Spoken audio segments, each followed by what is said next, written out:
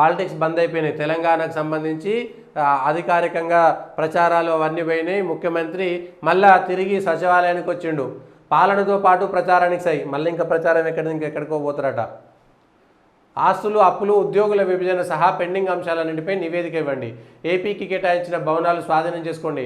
మంత్రులు, అధికారుల భేటీతో ముఖ్యమంత్రి 18న క్యాబినెట్. ఈ ఎన్నికల హడావుడి అయిపోయిన తర్వాత 18న క్యాబినెట్లో ఏ అంశాలు ఉండబోతున్నాయి, రాష్ట్రంలో ఉన్నటువంటి తక్షణమైనటువంటి అవసరాలపైన ఈ క్యాబినెట్లో ఎక్కడెక్కడ ఏమేమి తీసుకుంటారు నిర్ణయాలు, క్యాబినెట్లో ఏ నిర్ణయాలు తీసుకుంటారు. రాష్ట్రంలో ఉన్నటువంటి సమస్యలు చాలా జరుగుతున్నాయి. రాష్ట్రంలో ఉన్నటువంటి సమస్యలపైన ఈ క్యాబినెట్లో ఏ ఎజెండా తీసుకోబోతున్నారు. పెండింగ్లో రాష్ట్ర పునర్విభజన చట్టంలో పెండింగ్లో ఉన్న అంశాలు, ఏపీతో పీఠముడిగా ఉన్న అంశాలను ఆ సమావేశంలో చర్చించనున్నారు.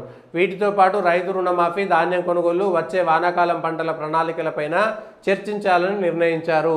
విద్యార్థులు పెన్షన్లు పెంచేటువంటి ప్రక్రియ, విద్యార్థులకు 5 లక్షలు ఇస్తున్నారు. విద్యార్థులు రాష్ట్రంలో ఉన్నటువంటి ఈ విద్యా సంస్థలకు సంబంధించి ప్రభుత్వ విద్యా సంస్థల పనితీరు పైన, విద్యా సంస్థల యొక్క పటిష్టత పైన క్యాబినెట్లో చర్చ చేస్తారా? ఎందుకంటే బళ్ళు మూగపోయినాయి, కాలేజీలు వీటన్నిటికీ సెలవులు వచ్చినాయి.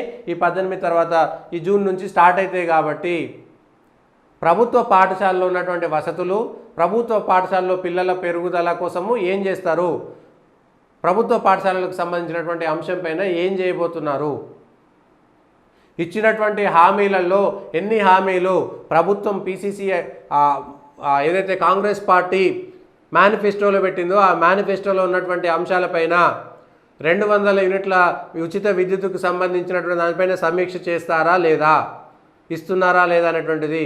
సిలిండర్ 500కే సిలిండర్ ఎంతమందికి వచ్చింది ఏమిటి అనేటువంటి అంశంపైన సమీక్ష చేస్తారా. ఆర్టీసీ బస్సులు, ఆర్టీసీ సంస్థ మంచిగానే ఉంది అనేటువంటిది సమీక్ష చేస్తున్నారా లేదా. రాష్ట్రంలో అభివృద్ధి కార్యక్రమాలు ఎక్కడికక్కడ పెండింగ్ పడితే అప్పులు తీర్చడం పైన, రాష్ట్రంలో కొత్తగా చేసిన అప్పులన్నీ, గత ప్రభుత్వం చేసినటువంటి అప్పులు, ఆదాయ వనరులు పెంచుకోవడం, ఆదాయ మార్గాలు పెంచుకోవడం పైన ఏమైనా చేస్తారా, సమీక్ష చేస్తారా. అట్లనే ఈ చదువులకు సంబంధించి ప్రభుత్వ పాఠశాలల్లో గతంలో కేసీఆర్ అధికారంలో ఉన్నప్పుడు మూతబడ్డ ప్రభుత్వ పాఠశాలలు, ఏకోపాధ్యాయ పాఠశాలలు, దానికి సంబంధించినటువంటి అంశాలపైన ఏమైనా క్యాబినెట్ చర్చ చేస్తారా. ఒకరిద్దరు కీలక ఐఏఎస్లకు స్థానచలనం, పోలీసు కమిషనర్లు, ఎస్పీల బదిలీలపైన నజరు. క్యాబినెట్లో కాళేశ్వరానికి సంబంధించినటువంటి అంశంపైన సమీక్ష చేస్తారా.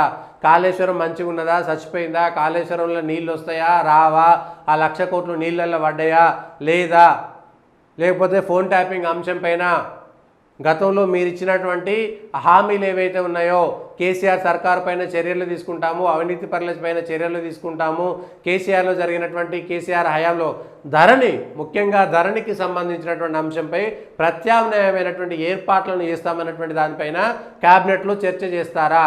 ధరణికి సంబంధించినటువంటి అంశంపైన, ధరణిలో గతంలో కేసీఆర్ సర్కారు వీళ్ళ ఆ భూములు గుంజుకున్నాయన్నారు కదా, ఆ గుంజుకున్నటువంటి భూములను ఏం చేస్తారు, వేలం పాటలో హెట్రోకి ఇచ్చింది, లేకపోతే రాజపుష్పకి ఇచ్చింది, కోకాపేట వేలము, మిగిలినటువంటి భూములను వేలం వేసింది కరెక్టేనా కాదా, హైకోర్టులో మీరు కేసులు వేసారు కదా, దానిపైన సమీక్ష చేస్తారా. ప్రభుత్వ భూముల వేలం పైన దేవాదాయ శాఖ ఆధ్వర్యంలో ఉన్నటువంటి భూముల అన్యాక్రాంతమైనటువంటి భూముల విషయంలో ఈ క్యాబినెట్లో చర్చ చేస్తారా. దేవాదాయ శాఖకు ఉన్నటువంటి గుడులెన్ని, ఆ గుడుల కింద ఉన్నటువంటి భూములెన్ని, ఆ భూముల్లో ఉన్నయన్ని, పోయినయన్ని, కబ్జా చేసిన వాళ్ళు ఎవరు, లేదా కబ్జాలో ఉన్నటువంటి వాళ్ళు ఎవరు, ఎన్ని అన్యాక్రాంతం అయిపోయినాయి, ఎక్కడెక్కడ ఆ భూముల విలువ ఏమైంది, ఈ అంశాలపైన దేవాదాయ శాఖ పైన ప్రత్యేకమైనటువంటి భేటీ ఏమైనా చేస్తారా. అన్యాక్రాంతమైనటువంటి భూములను, దేవాలయాల ఆస్తులను కాపాడేటువంటి ప్రయత్నం ఏమైనా చేస్తారా. నిన్న జైనూరులో, లేదంటే చెంగిచేర్లలో, లేకపోతే భైంసాలో జరిగినటువంటి అల్లర్లపైన, అక్కడ జరిగినటువంటి ఏదైతే అసంబద్ధమైనటువంటి దాడులు ఏవైతే ఉన్నాయో వాటిపైన సమీక్ష చేస్తారా మళ్ళొకసారి అట్లా జరగకుండా. సో ఇవన్నీ క్యాబినెట్ మీటింగ్ జరుగుతున్నప్పుడు చూడాల్సినటువంటి అంశము.